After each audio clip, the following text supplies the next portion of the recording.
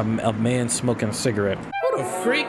Oh my god, I can hear the Sanji theme playing right now. Whose name is Fortin? Like, unfortunately, you're garbage.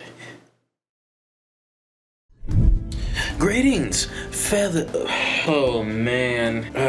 Salutations, fellow JC Army, and welcome back to more Perfumare. Let's get back to it. We're trying to finish chapter 7 of Jules' Realm. You want me to be completely honest with y'all? This dumbass forgot to hit the record button. Well, at least all the way up until the part we get to the ending of chapter 7. So you don't get to see what happened before they went to the SPD headquarters, but it is what it is. I'll show y'all a couple of random moments from my cam alone. We're not done with this monkey of a route. Don't ask what that means. We assume the shifter wanted to steal a new identity. You just look like a stock image. Get out of my face. Like, what is up with you? Leave. Whose name is Fortin? Like, unfortunately, you're garbage. The higher the corners of Sai's lips lift, the more Fortin glowers.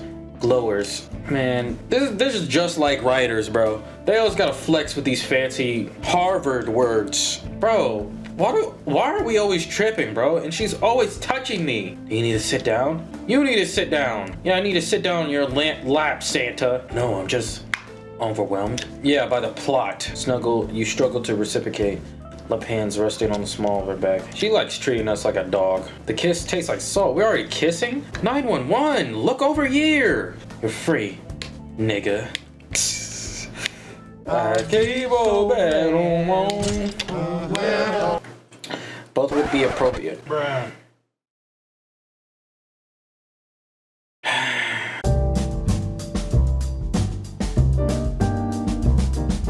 From the office in the front, in which you stand, two voices resound. Jewel, who's called in first, and a random agent. You see nothing but agents you since you left the warehouse. Not Nino, though. You've already met her once in the whole debacle, and you didn't speak much. Mostly you've been left to your own devices until she came. Don't escort you and Jewel here. Giving you the last warning. Don't try to run now. They find you, you should consider yourself lucky you didn't get jailed on principle. It's a bright spot in the darkness, for Jewel at least. With her cooperation, the connection between the Institute... PDR! What is this? Couldn't even see that. As for you, after your real identity had been revealed by the SPD, the Chief Officer Fortin. To be exact, you've regained your ability to reuse your real name.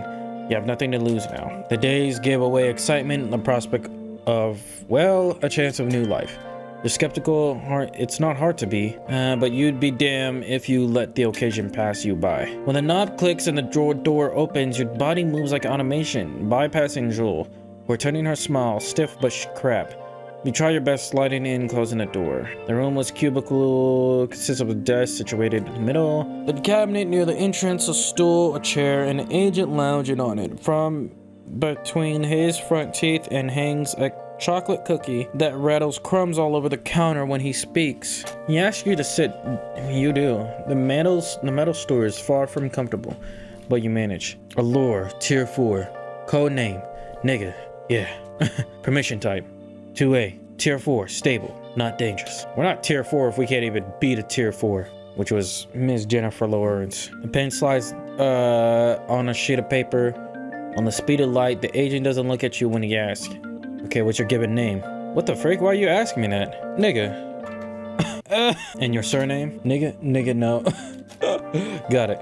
Documents are pushed towards you. The man stands in front of his seat, walks to the cabinet, looking for something almost likely a stamp. He mumbles something, chewing on the pastry.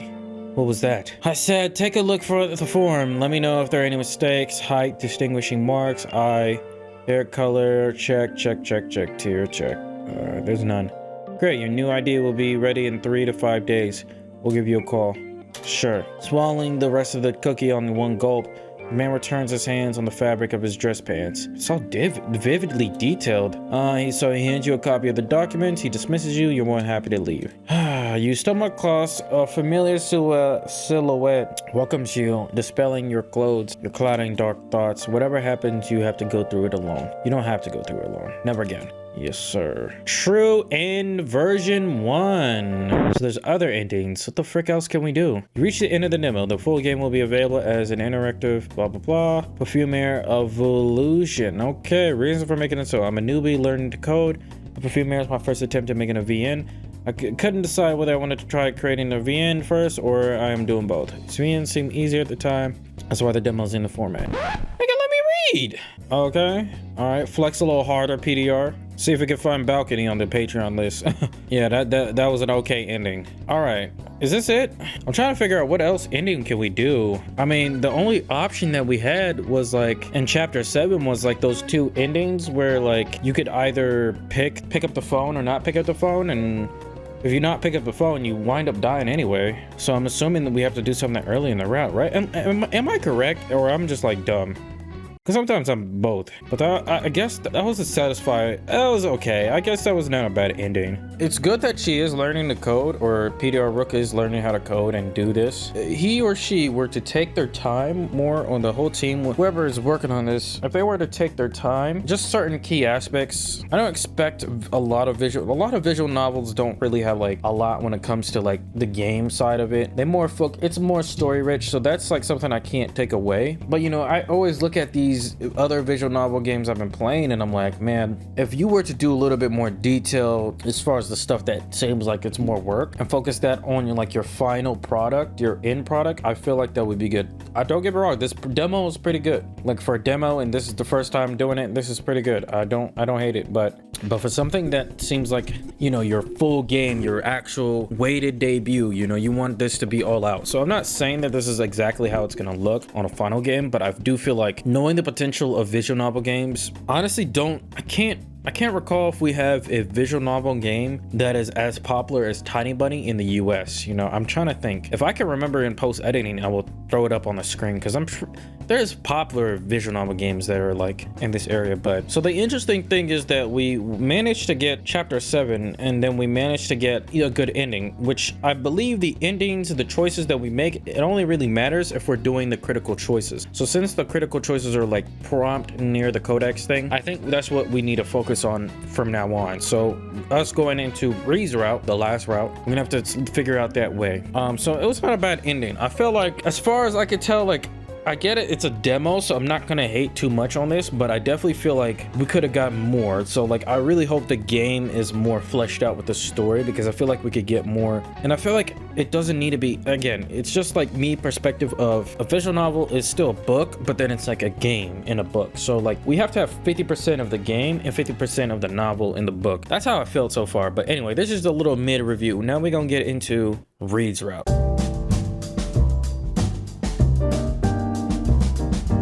The old leather screeches as you move to stand from the couch. Without a word, because what is there to say? Really, you step towards Reed. It's going to be either the worst or best decision you ever made. But you feel a little reassured, seeing the relieved way in which Reed's arms fall back to his sides. It's a statement as clear as any. Jewel nods. Good luck. Yeah, we're done with you, broad. She mutters before disappearing inside the hallway, not giving you half a chance to respond. Her footsteps are loud on the creaky stairs, and when the noise finally stops, it's Laurent's turn to speak. I hope you know what you're doing, he says in his bleak, washed-out voice, more to you than Reed. But the thing is, you have no idea what you're doing. Neither does Reed, though staying with him seems to be the only good choice you can make in this situation. Hiding away won't help you, and siding with Laurent is out of the question. You trust him less than you do Reed. That is saying something. I do. We do. The ploy is plausible enough for Laurent, and so, with one fleeting glance in your direction, he leaves the room. All long legs and steady stride. He doesn't look back. Reed exhales promptly. It sounds so quiet and muffled you won't be able to hear it if you weren't standing close to him. When he's sure you're alone, he drops on the couch, taking 2 of the 3 nearest seats. He rests his head in the middle and leaves his legs dangle on the arms rest. Freaking hell. What do we get ourselves into this time? His eyes slide closed to tap. He taps the spot next to him until you relent and take it, squeezing yourself back onto the same seat occupied a few minutes ago. Try not to overthink this time part. You're not sure even if you want to know. Sitting in silence for a couple long minutes, you wait until everything's calm. Reed hums under his breath. Vaguely familiar tune that cuts off abruptly. When he pushes himself off the couch, he jumps to his feet. Okay, we need to get the freak out of here. You blink up at him once he paces around the room. And go where? The cabin? He says it quickly. Though as it should be obvious. Probably is. Not that you remember. A cabin on the outskirts. Alon's hideout. Reed catches on swiftly and explains himself. He doesn't use it anymore. And we usually met up there before your runs. He makes quotation marks with his fingers when he says the last word. He means your other job then. Officer what's-your-name should be bluffing, you know. You could say his name correctly. Golly. He's probably calling his guns as we speak. Frowning, he buries his hands inside the pockets of his jacket. We should skip the city tour if you don't mind. There's enough of our things at the cabin to last a couple of days, I think. Okay. If Laurent and the rest of his agents are after you, they will check the most obvious places first. It's a good thing you can't recall where your new house is. They could be waiting for you there. My car is parked nearby. After saying that, Reed squints at you.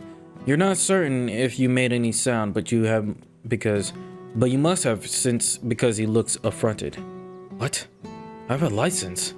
Uh-huh. I do. Jesus, man, you do not have a license, bro. Quit the cab. I'll put a dad hat on that. Put a dad hat on it. It's completely black. The sky's completely black when you exit the building through the side entrance. It's deeply in the night, but you recall the sunrise before you fell off the roof. You must have been asleep the whole day, though it only felt like minutes. When you pass by a garbage bin and step into the parking lot, you notice a man smoking a cigarette. What a freak! Oh my god, I can hear the Sanji theme playing right now. Alon Wayats. Oh, it's this dude. I forgot. You're nothing. You just look different in this. Cool effects. He's older than you, though by not much, judging by the harsh lines of his face. He spent the majority of his life frowning. Just like Sanji. This is crazy. Watches you with an interest and you can't quite place, but when he speaks, it's not you he addresses. Have you calmed down? Oh, he's addressing Reed. With a shrug, Reed pushes his hand deeper into its pockets, pouting like a petulant child. Officer A-hole is gone, so... The man, Alon, if the memory serves, furrows his brows in subtly pained look, though as he's fighting back a headache. He stares at Reed for a second longer before sighing. I suppose you're taking medical leave? He points in your direction with an indolent tilt of his head. Yup. Reed grins, popping out the P. Are we pushing P or we popping the P? Eyes narrowing into slits. Sure, but I'm not paying attention, you crap. Just so we're clear. Letting out a groan for more than any real anguish, Reed appears to be far from surprised. Tyrant. Ignoring the jib, Alan turns to you. His pale eyes gleam in the darkness, illuminated by the smoldering tip of his burning cigarette. I've heard about your accident. He taps the butt on the edge of the trash can to shake it off the ash. So did everyone. Alon laughs, a huffy, pleasant sound, but more in a surprise than an actual amusement. You're something of a hero around certain parts of the Lazar. They ain't there when they're trying to lynch me, bruh. Seems like your late Victor had more enemies than friends out there, and a murderous suspect in others. Alon takes a long puff before answering. His next breath comes out as a cloud of thick smoke. Those are not mutually contradictory. They aren't? He shakes his head, but he doesn't add anything further, taking the last drag before flickering the cigarette away without looking where it falls perfectly inside the bin. Kite. His freed hand moves to the back of his chinos. Chinos. To fish out the set of keys. He then goes through his slender fingers, making them collide with a dual twang. I'll drive you to the cabin. Before you can ask how he knew where you intended to go, Reed sputters. I have a car. Alon snorts. You know you can't ride. Apparently have a brain as well. Ooh. Okay, you kinda roast like Sanji. I'll give you that. Do you think our dear officer didn't write down the number of your license plate? Reed swears, but Alon goes on. Do you want him to follow you? Saving the trouble? I get it, all right. Do you? Because I told you at least 10 million times in the 5 years you've worked for me to park your car anywhere else than right in front of the bar. But you're lazy, eh? Can't walk a few blocks to work now, can't it? Can it? Reed grumbles. Is he your boss, my bro? Okay, you win. Let's just go before you get an aneurysm or something. Alon's brow twitches, but he keeps himself from retaliating. Follow me. Alon takes you to the other side of the bar, down the alleyway. Do a shortcut until you enter the main street where his sleek black car is well hidden, blurring into the shadows nearby the building. Open the back passenger seat. Reed signals you to take a seat near the window. Slides into your right, reaching for the seatbelt and glaring until you fasten. For some reason, he seems to be on a big on road safety. Sadly, it's not the time to pry, so you don't. Settling in the back seat, you melt into the softness with a leather upholstery. Perhaps the most comfortable thing you had a chance to sit on these past few hours. The car starts almost soundlessly. The engine purrs as Alon guides you out of the street and into an alleyway. So what's your plan? Reed shrugs, jostling you a little in the process. Find the culprit? The non-answer makes Alon click his tongue in an obvious annoyance. That's the end game. How exactly are you going to do that? Well, first we need to check all Vic's contacts, who he spoke to in the last few days before he kicked in the bucket. Nigga Senpai didn't tell a single soul about the location of the meeting, so he has to be the last one who babbled. There's a hint of something in his tone, an emotion you can't name cracking through the ever-present bitterness of fear. Here and gone again. What about the agents who were at the warehouse? Reed draws and lowers his lip between his teeth, chews on it a little as he thinks. You think they're involved? It's more a statement than a question. Rightly so, seeing that Lon nods. They're involved in everything. Touché. Reed sighs. I'll need a list. That's going to cost you. I'm good for it. Oh, you got the bands. He sounds inattentive all of a sudden, staring through the window's face set. I'll contact you. Beto. The rest of the ride flows calmly, and you egress the city without getting pulled over.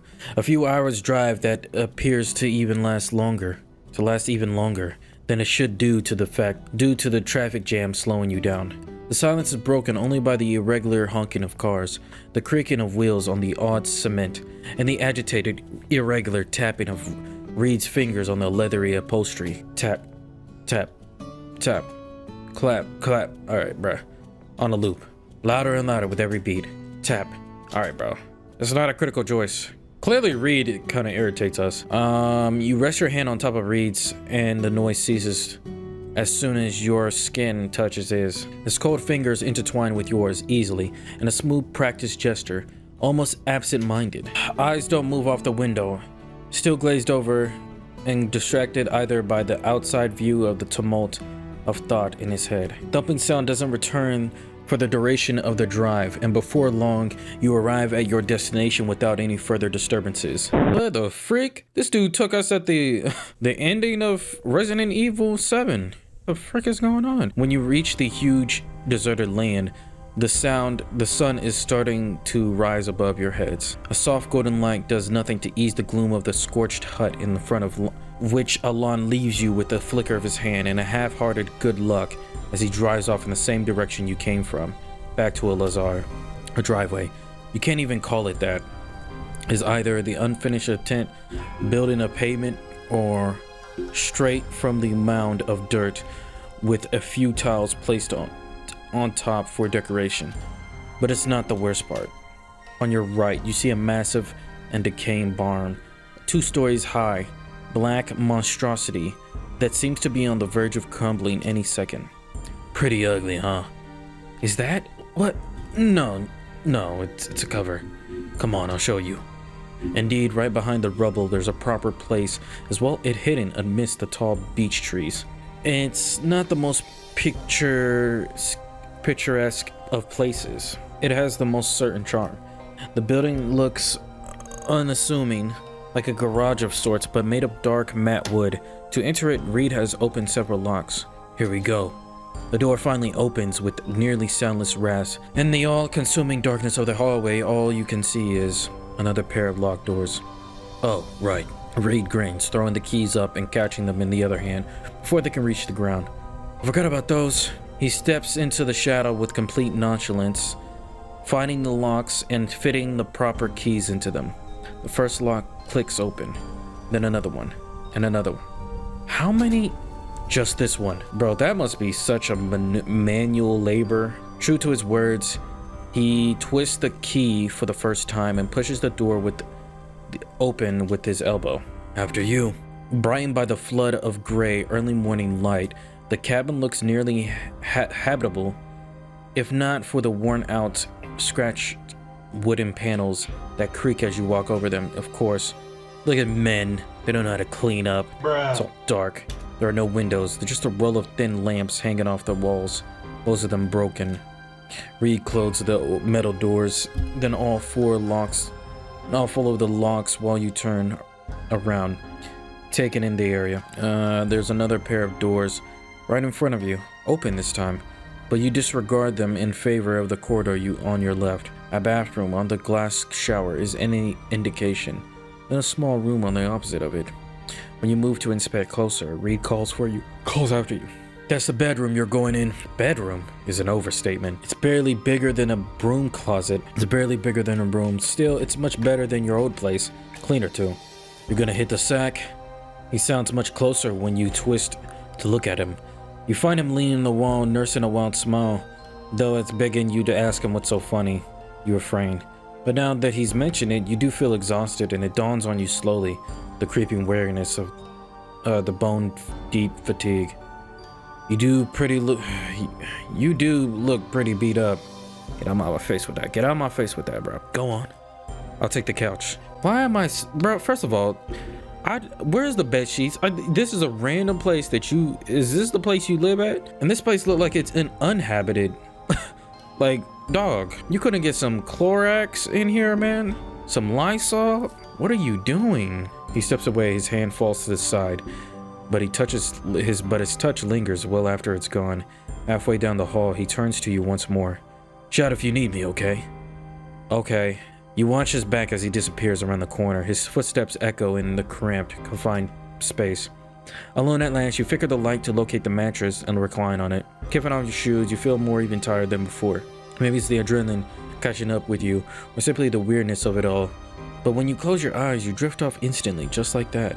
We don't even care about, like, diseases in that mattress. That's crazy. Your short rest is interrupted by dreams. Oh no. Gunshot and blood. Dust and screams. My god, brother. The nightmares repeat for a week.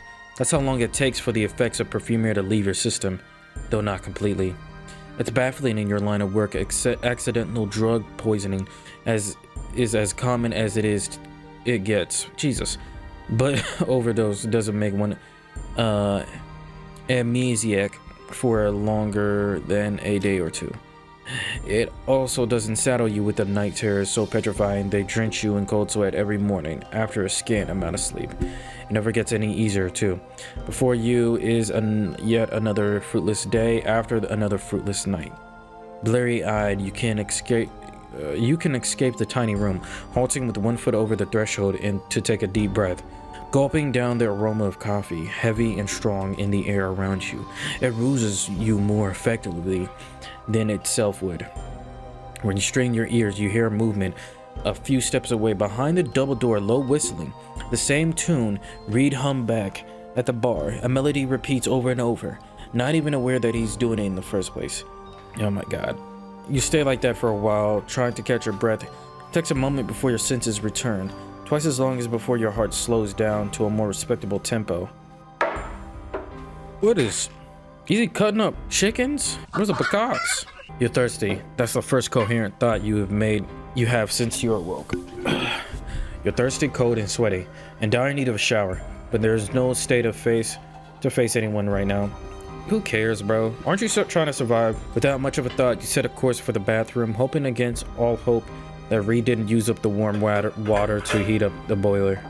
He didn't. Today's your lucky day. Bro, if you don't start taking cold showers with your lame brain, pulling your shirt over your head, you drop it in a heap over the door with the rest of your clothes. Can we get a bathroom scene or something, bro? Why aren't we still looking at the hallway? Inside the spotless and thorough clean shower that still retains the faint smell of bleach, you close your eyes, letting your mind wander loose. Steamy waters hit your body, an uneven stream, the rusty pipes scream. But you no longer pay attention to it. You're here at the cabin. At least the same time you're somewhere else.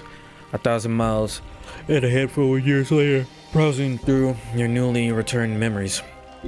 Picking them up one by one. and rearranging them back into their corresponding places. Living without memories had its perks. You didn't stop to consider the things that you might have learned about yourself won't be as welcome as happy. Remember your home, the first of many. Oh, it's this again. Come on, bro, we broke niggas. A sleepy little town of Jonah, with a less few dozen residents almost older than you. Childhood is better, bad. Okay, so we did those are options. Found a job, only because we needed the money, brother. Come on, that's an anime MC if anything. All right, so we making coffee, what we doing? Just skipping through these. Okay, we got a little read action, okay? Look who decided to show up. A wiry smile curls his lips as he observes you stagger into the kitchen. Sleep well? Could be better, bruh. Aside from the nightmares, you do feel better after a warm shower. Could be worse. Reed and his silver linings. Okay, you got a little I swear he got a little shave or something. Sipping on his espresso, he points at the coffee maker, standing on the counter near his mini fridge. Coffee? Tea? Why the eyes change like that? Then, with the growing smirk, a pair of gleaming eyes to match, he adds, wine? It's not even noon. He shrugs. It's noon somewhere. You can't dispute that logic. I feel like we in Japanese times. Give me some tea. Leave it to me. Alright, bet. Make my tea. While Reed's busy pouring you a drink, you sit on the bar stool and you reach out for a newspaper. There's an old issue, and for a moment you wonder why he didn't throw it away. But as soon as you see the front picture, you know. Shot to death, discovered, partially burned and empty. Oh, that's alright. That's when we got, Victor was killed. Leave this garbage. Here. He set your drink in front of you with the fox flourish, demanding all of your attention. Guess you can take the waiter out of the bar, but you can't take a bar out of the waiter. F-A-U-X. I swear these writers, I think they're crazy with it. You move to take up a functionary sip of the beverage, stopping yourself before you raise it to your mouth. It does, doesn't it? For tit for tat, you match both his grin and his tone, upping the ante by lowering your eyelids in the way you know makes you particularly inviting. It does the trick. Reed's breath hitches and his lips part just slightly as he leans forward to rest of his hands on the counter behind your back. His eyes are wide, pupils dilated, more black than amber. I see. Ooh, wake up. Yeah, that's pretty much it for now, y'all. Okay, we in Reed's route. We don't know how we're gonna get through it. We're gonna get through it. I believe we're in chapter 4, so we have to get past chapter 4 to chapter 5 to chapter 6 and then 7. So the journey continues. But hey, bro, shout out to all y'all who are watching, you know what I'm saying? Who are suffering just as I am as I edit these videos. Hey, I'm enjoying it, so that's all that really matters. That's getting juicy. I'm really liking how Reed start. Let's see if it tops Jules, because I think Jules is probably my favorite so far as all the routes go. Until next time, lady, gentle women's and gentle niggas on guard. I'm cringe. Bruh.